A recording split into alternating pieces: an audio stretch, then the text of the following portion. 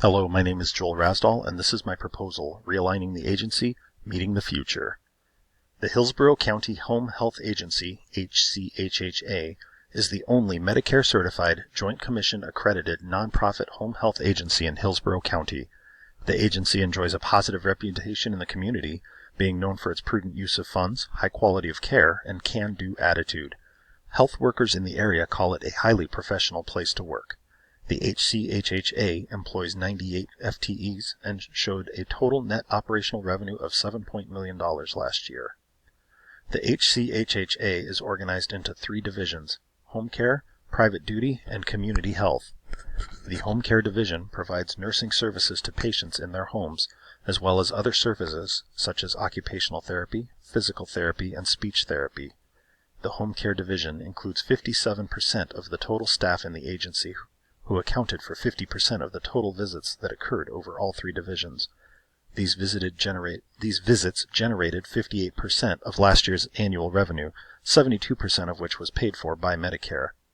The home care division is currently profitable, but not comfortably so. Even a minor shift in Medicare payments could put it in the red. The private duty division assists patients with daily living activities. Through various programs, LPNs monitor medication assistance and blood pressure screenings.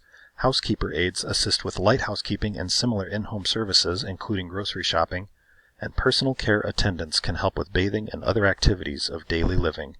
The private duty division has been profitable and has reported that services supplied are not yet meeting available demand in the area. However, they have reported difficulties staying on top of their paperwork, including crucial HR functions such as credentialing and background checks. Unlike the other 2 divisions, the Community Health Division must secure funding program by program from private, state, and local grants, or directly from townships by the division's director attending town meetings. This division includes a disparate assortment of programs, including a telehealth program, partnering with physicians, a maternal child health program, senior health clinics, and the high blood pressure screening program, among several others. The Community Health Division is losing money and faces further cuts in the future. United Appeal cut their funding by 2/3 2 years ago and has voiced the possibility of withdrawing their funding completely.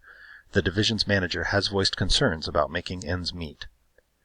As you can see, the HCHHA faces some opportunities, but also some very real problems. As it stands, the agency is currently in the black, but only because of third-party support.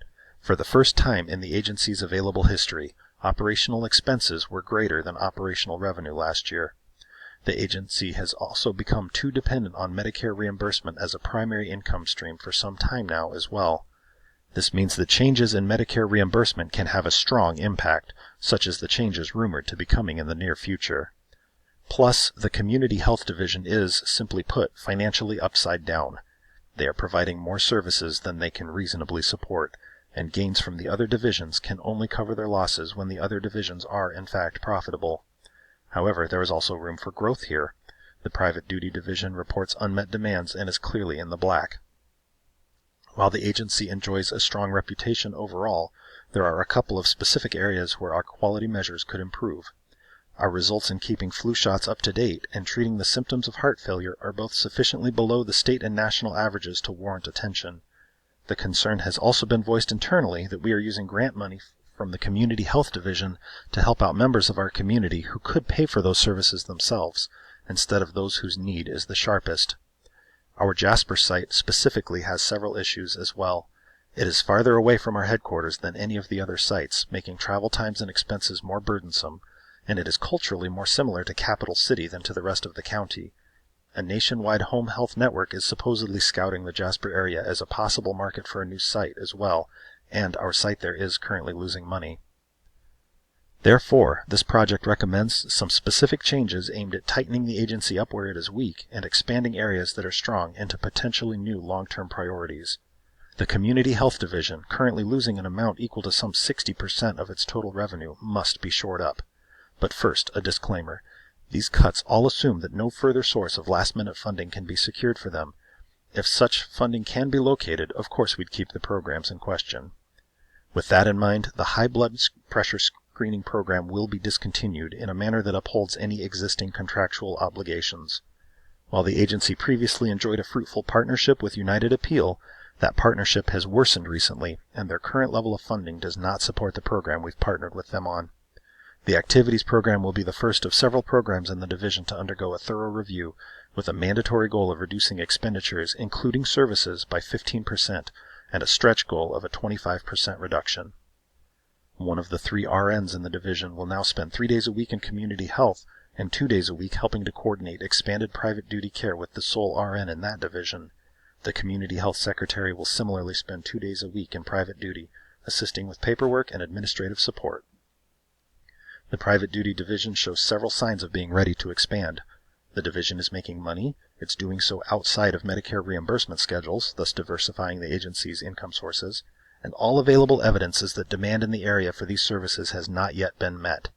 With that in mind, an immediate staff increase is recommended. 2 more LPNs, 2 more personal care attendants, and 2 more homemaker house aides will be hired, trained, and begin work as soon as possible. If at all possible, LPNs with experience treating symptoms of heart failure will be hired.